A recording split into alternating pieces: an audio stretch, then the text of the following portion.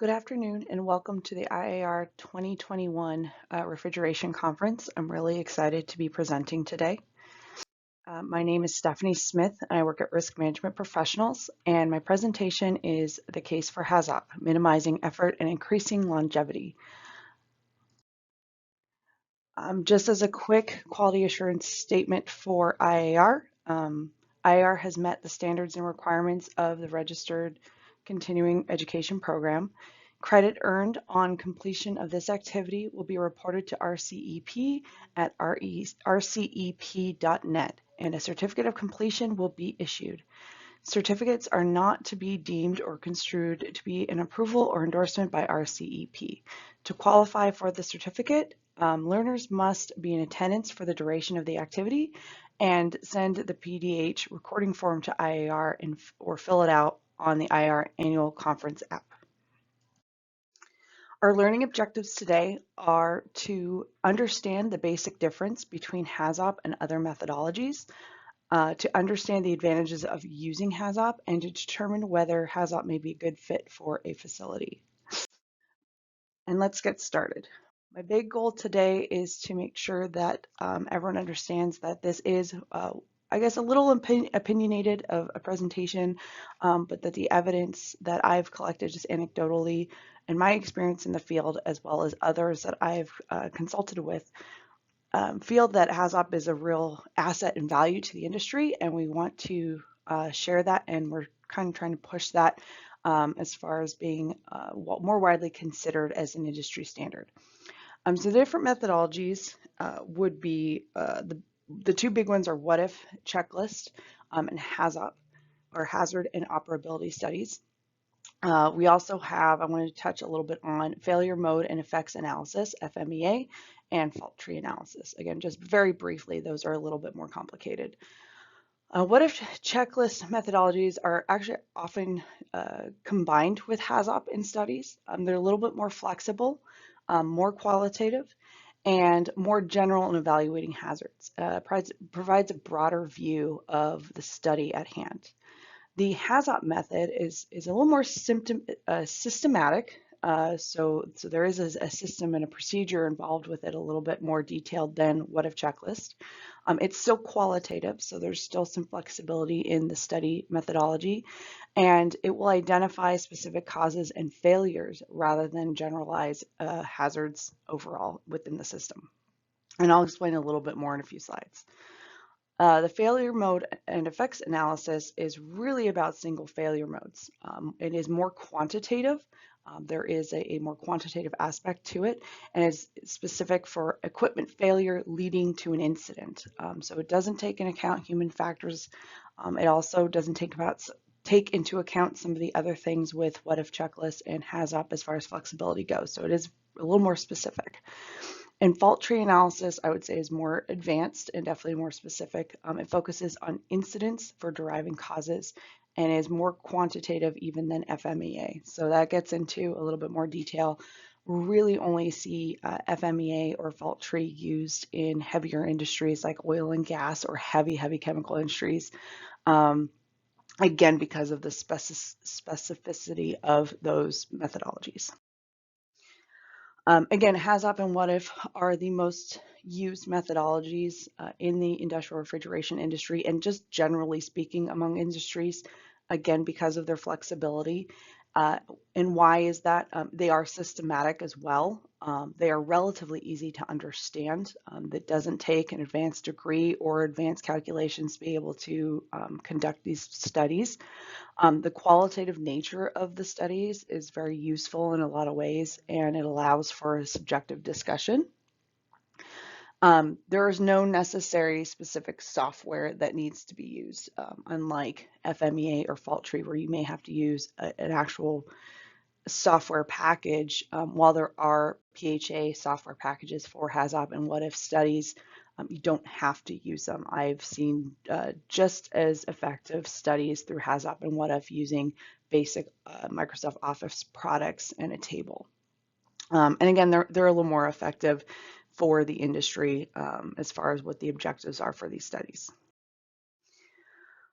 Uh, the Center for Chemical Process the Center for Chemical Process Safety defines the purpose of a HAZOP as carefully review a process or operation in a systematic fashion to determine whether deviations from the design or operational intent can lead to undesirable consequences. And that's what will lead in to talk about what HAZOP is. The first step is to gather the information for a HAZOP study. It requires some detailed source information, including good P&IDs. It's very, very important to have good and updated P&IDs since the study isolates specific valves or specific equipment as sole failures or vulnerabilities. It is critical that these P&IDs are 100% or very close to 100%. The other very effective or very important information is the process safety information. Equipment specs, set points, details on operation are critical for HAZOP to be done effectively. And also mechanical integrity and maintenance information to have the frequency of maintenance being done, how maintenance is prioritized, and the general procedure behind maintenance at a facility is critical as well. The other big thing we need for a good HAZOP is operational experience. Having a team or a small group of operators that have detailed understanding of system operations, the day-to-day operations, and also maintenance operations. So both. It could be one person, it could be multiple people, but having those details on both is critical as well. And let's look at the method. So essentially, when we do a HAZOP, we break the study down, or the P&IDs down, into nodes. The P&ID is divided into smaller pieces to examine those, to just make it a little bit more palatable and easy to navigate. Then we look at parameters. What process parameters do we want to evaluate? And then we also look at guide words, so guidance on those parameters. And I'll give some examples in a minute. But the guide words provide the deviation from a normal operation. So for example, we could look at a node involving the high pressure receiver and maybe connecting piping associated with the HPR.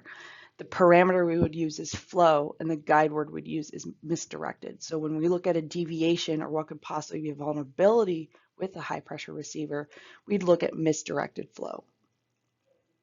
And from there, we would develop scenarios of where the HPR could fail, or where piping leading or equipment leading to the HPR could fail, and what happens. So to get a more detailed example, if we're looking at misdirected flow, we could look at a pressure relief valve on a high pressure receiver leaking by. And what the consequence of that could potentially be a release of ammonia to the atmosphere, resulting in a possible personnel exposure, injury, environmental impact, or asset loss. So it's very possible to have different consequences, not necessarily this one, depending on what cause you're looking at, but that's the procedure that is, or the approach that is used, is by looking at any area on the HPR where misdirected flow could occur. And what are the vulnerabilities of that? To go in a little more detail with a graphic, again, we identify the nodes. That's done before any other procedures done on the HAZOP. Is where are our nodes? How are we dividing up the system? For industrial refrigeration facilities, it's typically done by equipment, or even more, if you want to get more detailed into that, nodes will be divided by the process parameters. So we're talking about changes in temperature, changes in pressure throughout the system. It's very easy and neat to keep things within the process parameters being similar. So we will look at all the high pressure system and components together, low pressure system components, split out the safety systems, possibly splitting out water systems versus gas systems, or liquid systems versus gas systems. So there's a lot of ways to divide up the nodes to make it make sense of it and break it up into smaller pieces. And it's widely up to either the facilitator, the team, or both to make those decisions. Then we apply the guide words to each node as a group of guide words, and I'll have a table in a couple slides. And from there, we'll develop scenarios under each set of guide words. and examine the consequences of those scenarios. So from a scenario, what could be the worst possible consequence? Um, and from there, any deviations from normal operating procedures get documented as a consequence. We look at the severity of the consequence without safeguards. So we're looking at if the worst case would happen and no safeguards are activated, what could be the potential outcome of a vulnerability or safety hazard. Then we evaluate and identify the safeguards. Do we have operating procedures? Do we have alarms, sensors, set points on equipment to trip the equipment electronically? Do we have a manual trip on equipment? Do we have a control room where people get, operators will receive notifications that there's a problem with the system? So we start identifying all those safeguards and listing them. From there, we also rank the anticipated frequency, accounting for the safeguard. So while you may have a very high severity of consequence, you may have a very low frequency, and you get a balance point there in the risk ranking. And again, we'll look at that in a little bit. I have some examples towards the end of the presentation. Then we develop the recommendations if there's a necessary risk trigger, I guess, if you want to call it that. Usually there is a certain risk level that facilities will use as a guide point to make a recommendation. If it's a high risk scenario, they will be required to make a recommendation versus a low risk, maybe only if it's something they can really improve on. And then we repeat that for all the scenarios and all the nodes that have been identified within the study. So one thing to ask, or a couple things to ask about assessing the risk ranking before you're getting started with your study is, to what extent may someone be injured? How far do you want to take that risk ranking? Are we looking at fatalities? Are we limiting that to only a certain amount of risk? And then what extent would there be an environmental impact? Do we want to account for environmental impact? Is it not really necessary? Are you in an agriculture area where there's not a large population and you're not really concerned about off-site consequences? Or are you in a dense populated city where you are very concerned about environmental impact and community impact? And then also, do you want to account for equipment damage? And if so, how severe equipment damage? You put limits on it. You can say, we only want to consider and risk rank equipment damage over $50,000, or we only want to account for that over $1 million of equipment damage, or we are very concerned about our equipment being an older system and we want to account for all of that, any dollar amount. And then we look at what the safeguards are preventing all of these consequences from occurring, and what could be effectively documented as a preventative measure and a safeguard. And then what's the likelihood the consequences are occurring with the safeguards taken into account. And again, I have some examples towards the end. So why do we want to consider HAZOP? There's a huge debate going on, I guess, within the industry about what's better, HAZOP, what if checklist. And I'm actually finding more facilities are leaning towards HAZOP because of all the benefits and the positive attributes that I'm going to describe here in this presentation. One of the things with HAZOP is there's a determination whether deviations from design or operational intent can lead to undesirable consequences. It's pretty specific. There's a lot of subjectivity to how you evaluate it, but the intent is to look at those undesirable consequences. Well, large or small can be defined any way the facility deems fit. Then generally we analyze the processes and can be used either during operations or even at design phase stage where vulnerabilities would want to be identified for new facilities in order to redesign or add in scope for a design prior to installation and construction, which is going to be a lot easier than after the fact.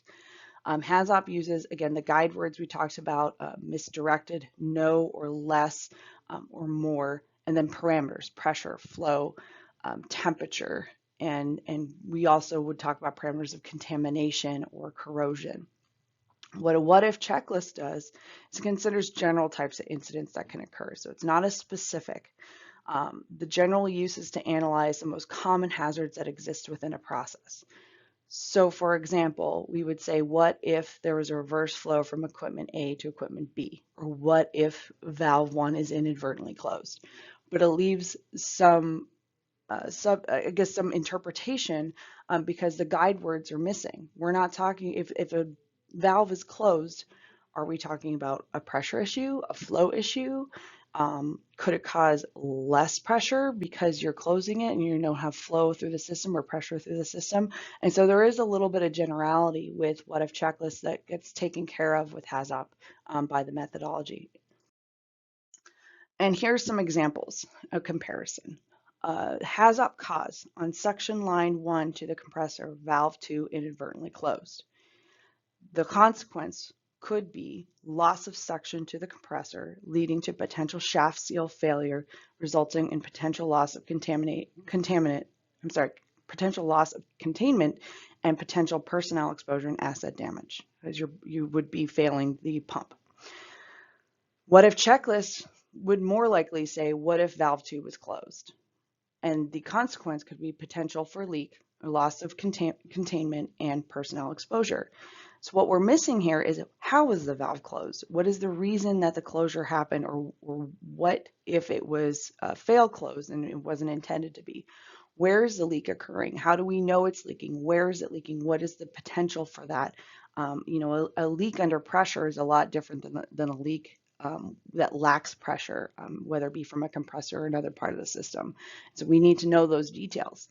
Also, are there other hazards that may be missed in another part of the system because we're not really looking at it with that same perspective of that specificity of the HAZOP methodology? And I will have more examples towards the end. So the challenges with HAZOP are pretty well documented, as well as at least anecdotally. What may make other methodologies a better choice include facilitator expertise. HAZOP does require that facilitators that are conducting it, the study, know how to do it properly, whether it be a CCPS a methodology or other methodology. That's the basic one everyone uses. You really have to know what you're doing. You have to have excellent knowledge in a methodology for proper application. Whereas, what if would require maybe a little bit less experience, a little bit easier to just jump right in and go. Looking at the opposite side, FMEA or fault tree require more knowledge, probably be more an advanced experience level to understand how those are working, and a little bit more work to learn as a facilitator to learn how to do that. The following methodology is key. That's a common, I guess, negative in the studies, especially in my experience. I find a lot of people struggle a little bit at the beginning to follow the methodology HAZOP. When you're failing a system, inherently you also want to say, oh, well, that won't happen because X, Y, and Z safeguards will be activated. And that's not how the methodology works. So it is a little bit of a challenge with new participants who have not been through HAZOP or don't have a familiarity with HAZOP that other participants may have if they've been through a few of them. So that does create a little bit of a challenge where other methodologies may make more sense. Also understanding risk ranking and being consistent with the ranking. Similar failures should be risk ranked the same way, whether you have a similar type of leak or a similar type of equipment failure, they need to have a similar or same risk ranking. And so that can be challenging when you're looking at different parts of the system and different nodes when you're dividing it up. So that is something to keep in mind.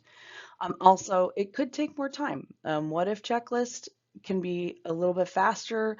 Fault tree and FMEA can be done a little bit more independently, where maybe it involves a few less people, at least at the initial stage of evaluating things, and then you get a team together. HAZOP can take some more time, again, with some of the understanding and the team dynamics, but as part of that, I think there's greater detail that comes out of it as well. So let's look at the benefits. Risk ranking flexibility as far as HAZOP goes. You can account for financial and environmental impacts with HAZOP methodology and the risk ranking. You can establish definitions of what accounts for different levels of risk ranking. So if you have a higher risk scenario where there's a larger financial impact and you define that by a certain dollar amount, you can actually account for those, and which may be crucially important for certain things like a design phase PHA. For new facilities, a large financial impact on a hazard would be easier to address at a design phase, and you may want to have that information available, or maybe less impactful after a facility or a system is built. In addition, environmental impact, again, like I said before, may be crucial if you are in a state with a higher level of regulatory burden for environmental impact, or if you're in an area where it's high dense population where you may be concerned by that. Perhaps you're near a national or state park where you'd be concerned by that. You can bring that into the discussion and into the risk ranking very easily and address those issues with recommendations. Also, there's additional insight with risk ranking. You can prioritize efforts a little bit better. Higher risk ranking scenarios can be put at a higher priority, and pretty easily so, just looking at it's numeric, so just looking at the numbers in the rankings. It can also help get funding for capital projects. If you have a facility where corporate is saying, hey, we just don't have the money to do this, or you need to prove that this is something that's crucial, you can use a HAZOP to risk rank it and say, this is crucial, and here's the safety reasons why, or maybe this is the financial environmental impact on what the scenario is telling, what we're assessing the scenario to be, and this is why we need the funding. So it can help drive some of that as a benefit for the facility. Also, it's great to just confirm that everything is well and good and put together properly.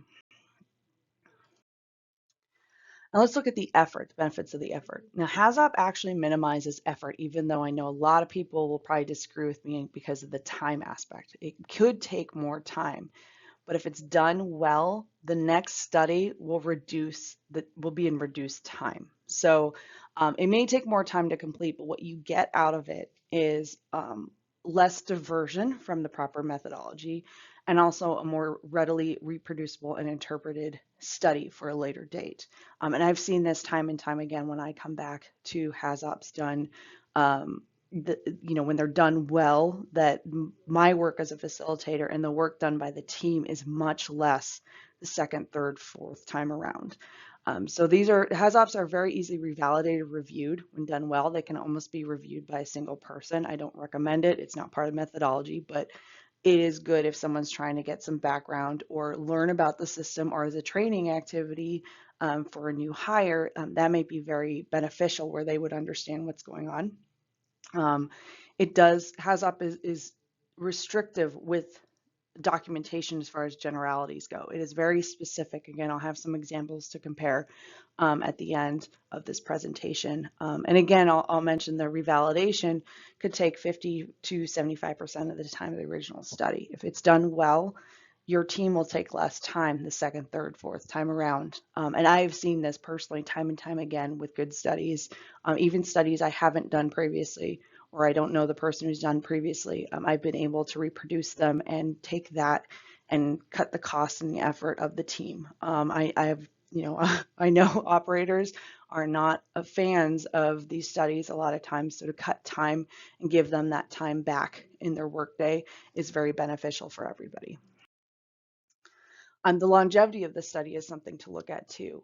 Because it's easily revalidated and reviewed when it's done well, the document really doesn't change. The documentation stays the same unless the previous team didn't interpret the scenario correctly, which has happened. I've had that happen where a project where the team looked at the scenarios on the screen and were like, what were we thinking? This is not what happens. This is not how the system operates. I don't know what we were thinking 5 years ago, but we got to fix this. So that does happen, and it does help because it's very streamlined, very clear what the scenarios are.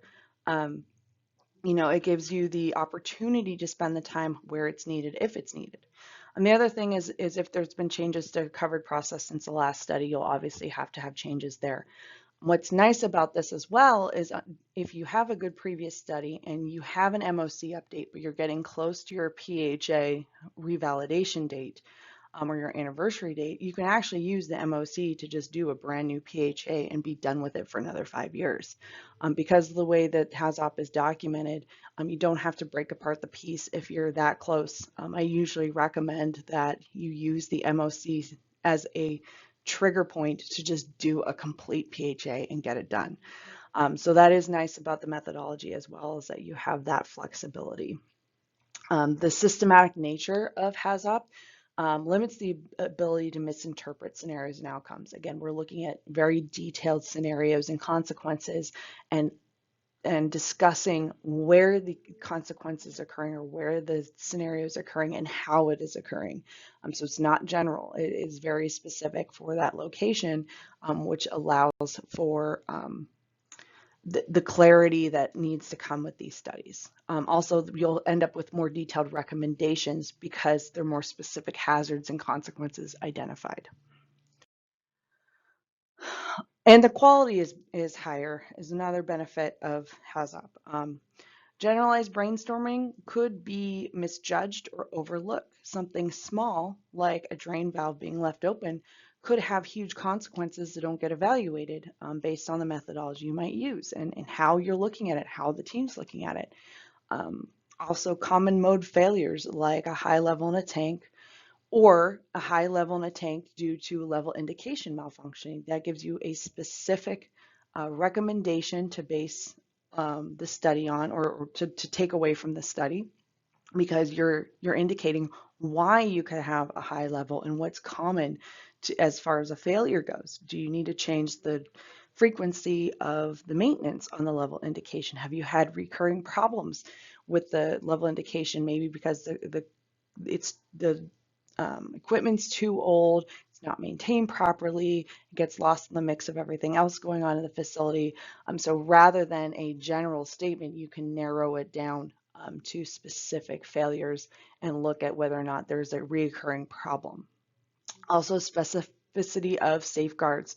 Loss of flow to a pump with an unknown or vague cause is very different than the strainer on the suction of a pump is plugged with a low or no flow scenario. You're looking at a very specific safeguard and failure working together, which gives you more detail about what might be going on with your studying with your system. Also, set points for safeguards are determined and documented in HAZOP, which is not always common or 100% in other methodologies, where you'll be able to say, okay, we have a high level, but the high level indicator will alarm at a certain set point, will shut down a pump upstream at a certain set point. Those are all documented in the study, so you have them right in front of you, and this is where good PSI information comes in. So let's look at comparison between what if and checklist. Same drawing, I'll have the same illustration on the next page. But in a what if, you would say, what if the vessel is overfilled? Well, you could have vessel overpressurization, or you could have vessel overfill. The consequence could be potential catastrophic release of the contents of the vessel. And your safeguards are basically the manual monitoring of the level in the tank, and also that you have a level transmitter that is controlling, it looks like a solenoid valve. And what your recommendation could be is that there are adequate procedures for vessel loading, to prevent overfill. Another one could be your pump fails. What if your pump fails? Well, you could have a vessel overfill and or overpressurization. Again, the same consequences, very similar safeguards. Maybe you have a pump trip or an alarm in there, and then maybe you want a secondary pump for a backup operation in case your pump fails, or you have a primary secondary, which is pretty common. This particular drawing does not have one. Another what if scenario could be, what if your control valve fails to open? Could you have pump deadhead and seal failure? Would you have a potential for leak or personnel exposure? Your safeguards could be that you have a fail open valve on a bypass, you have a pump trip, and you may have leak sensors or leak detectors in the area.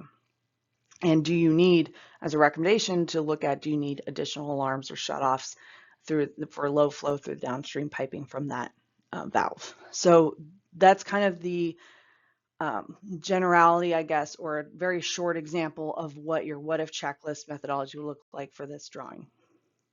If we go to the next one, HAZOP, it gets much more specific. Let's look at a high level deviation.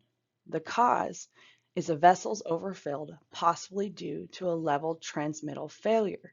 So we're looking at specific failures. This is not an overfilling failure. This is not an unloading failure or a piping failure. This is a transmittal failure for the LT1.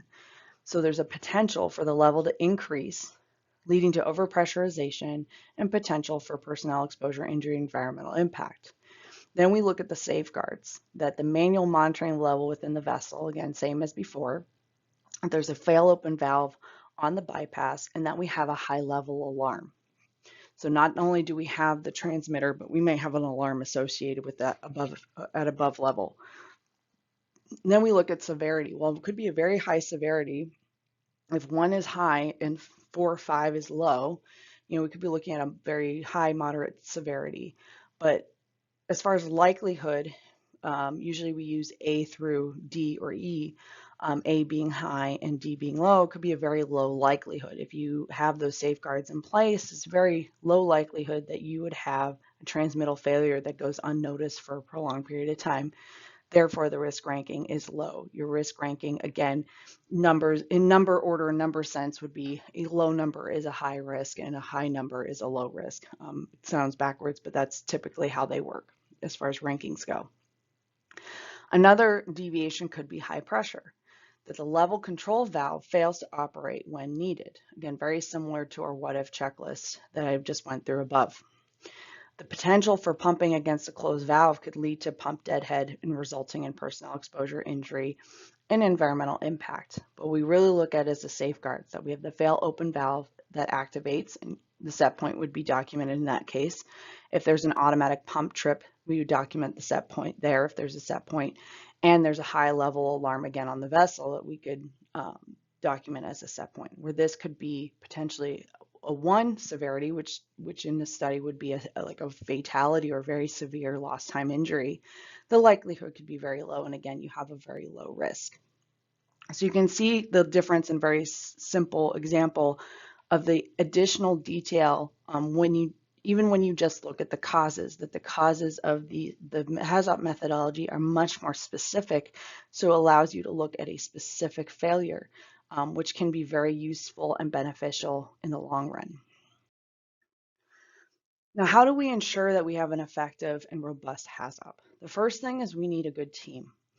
A knowledgeable facilitator, I know I said this before, someone who understands the methodology that you're using. This case, I'm arguing for HAZOP, but it goes for any PHA that you're going to do. Also, knowledgeable operators and maintenance personnel are key. Having good operators, this is a great learning experience for new operators if they have the ability to sit in on a PHA and maybe contribute. I've heard some great things come from new operators as far as safety issues or things to be concerned about because they're new and fresh to the facility and can provide a different perspective.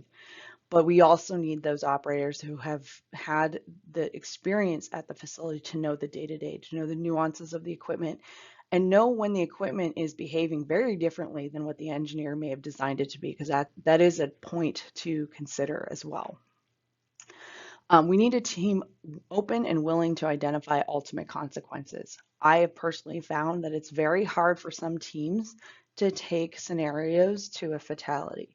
They don't want to admit that these safety hazards could be that critical and that crucial to someone's health, but you need a team willing to do that. You need someone in the room willing to say, no, you're right. If this fails, we're going to have some major issues and major consequences. Because what that happens is then we look at the frequency and the safeguards, and it usually balances out, and it's not really a high risk. But the idea of a potential consequence hurting someone or killing someone could be very hard to grasp for some teams. So that's definitely something that I would say is crucial to have an effective HAZOP, is a team to be open-minded enough to look at that. Also, a team willing to address safety concerns and vulnerabilities, even if it means looking at human factors or what they may have been doing and changing what they've been doing. These studies rely on good information, and frankly, the adage of we've been doing this so long, we don't need to change anything, there's really no room for that in a good HAZOP or a good PHA in general. So being willing to address safety concerns and take those to whoever may need to see them, whether it be just a plant manager or someone up higher in corporate, that's part of the process, is identifying these hazards. Also looking at equipment specs. Well-documented PSI or SI is crucial and key. You cannot do a good study, again, regardless of what methodology you use, without it. Also, consistent, accurate, and comprehensive information is crucial. I have seen where the PSI may be different than the PNIDs, which may be different than what the team is saying. So having that consistency and making sure that all these documents and the common knowledge all line up is very important. Up-to-date PNIDs, I mentioned this before at the very beginning of the presentation, that they should be 100%. It's not always possible. It's not always doable. Maybe you're getting red lines, or perhaps they're maybe 90-95% of the way there, and that's okay, and you can make do with that. Fair warning, I have had regulators stop and halt studies because the PNIDs weren't correct. So it is really important. Do have regulators out there that care, that do want the information to be correct before the study's done. And it's part of these programs for safety. So I can't emphasize that enough. Also, consistency with tag numbers, equipment names. A lot of times we'll find that facilities will use different equipment names than what's listed on the PNIDs, or perhaps it's documented a few different ways, or by a few different names, and that consistency, again, is key. So everyone is looking at the same tags or the same equipment names all the time, and that it's consistent throughout documentation and implementation or field use. In addition, safeguards, having well-defined safeguards, and making sure that there's no superfluous safeguards. We shouldn't be listing safeguards just to list them. They should be effective towards the prevention or mitigation of a consequence. And if they're not, they shouldn't be thrown in there because it sounds good. There's no need for that. So when listing safeguards, the best thing to do is to stop when you've got enough. It doesn't need to be an exhaustive list if it's not effective. Also, safeguards should be listed in order of activation. So anything preventative should be listed before passive, or anything preventative or passive should be listed before active safeguards. So training, operating procedures, maintenance procedures, should all be listed before alarm sensors and other active or activations that happen for safeguards. In addition, recommendations should have effective phrasing.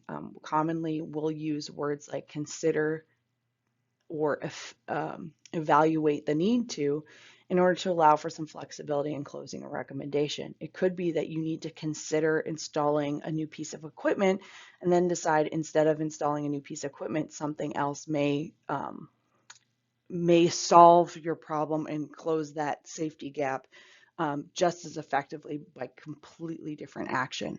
So effective phrasing is key. Also, a concern statement can be very helpful to add why something may be done. For instance, if you're concerned about overpressurization of the vessel, you may want to consider adding a PRV to the vessel if there isn't one there.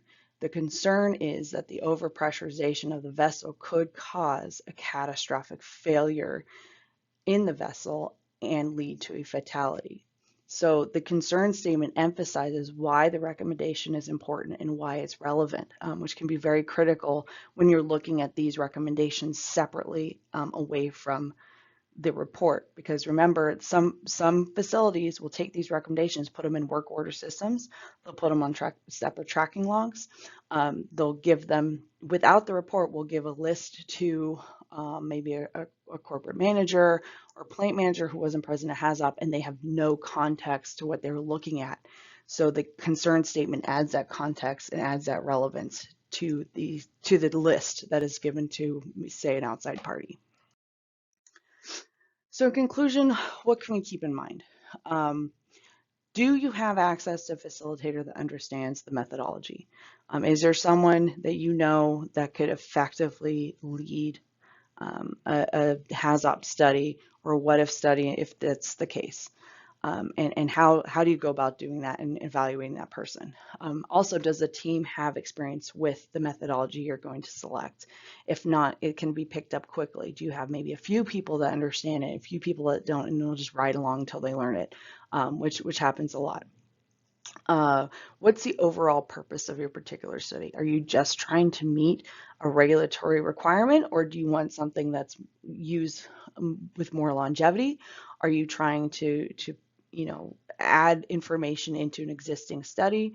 What is that purpose, and what are you looking for long term? And again, what is the longevity of the system being studied? Is this a temporary system? Is this a system that is fairly simple and won't be used? Maybe it's a system that's only used during certain times of the year, seasonally, or even, I've had systems more in the power industry, but I've had systems that are only turned on when needed and activated when needed. So what's the longevity of that, and what kind of use will you need out of this PHA? And I want to thank you for your time. If there's any questions, we'll go ahead and open it up. Again, my name is Stephanie Smith, and I work with risk management professionals. The PDH code for this session is listed here as we start to take questions. Thank you.